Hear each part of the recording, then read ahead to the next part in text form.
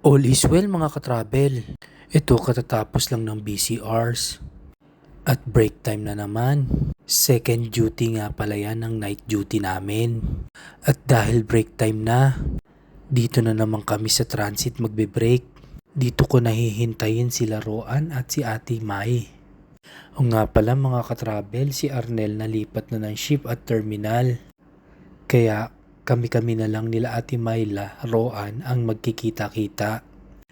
At habang naghihintay dito sa transit, located yan dito sa Seagate, malapit sa tower.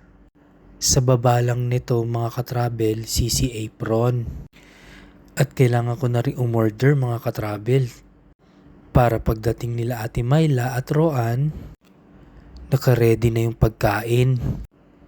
Kasi manggagaling pa sila sa CB.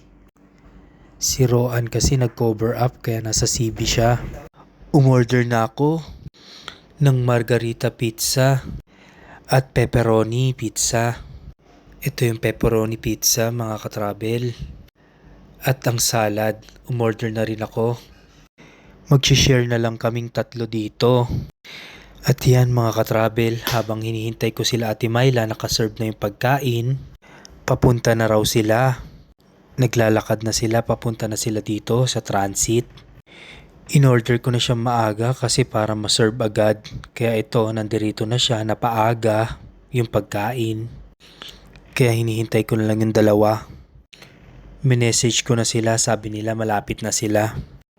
At ito na mga katravel, nandirito na sila, Ate Myla at si Roan. At dahil gutom na rin kami mga katravel, at nakaserve na naman yung pagkain kaya ready na, kakain na kami. Nag-selfie lang saglit, tapos kakain na rin kami mga katravel. At may dala nga pala akong pasta. Luto yan ni katravel. At tamang-tama, may dala rin si Ate Mylang itlog. Ihahalo niya dito sa salad, sa vegetable salad. At ayan mga katravel, kakain na kami. Thank you for watching. Please like and share, follow nyo na rin at mag-comment kayo. Ayun lang mga katravel, na share ko lang. Ito ang buhay naming mga OFW. Click nyo rin ang notify para ma-notify kayo sa aming mga videos. Maraming salamat mga katravel.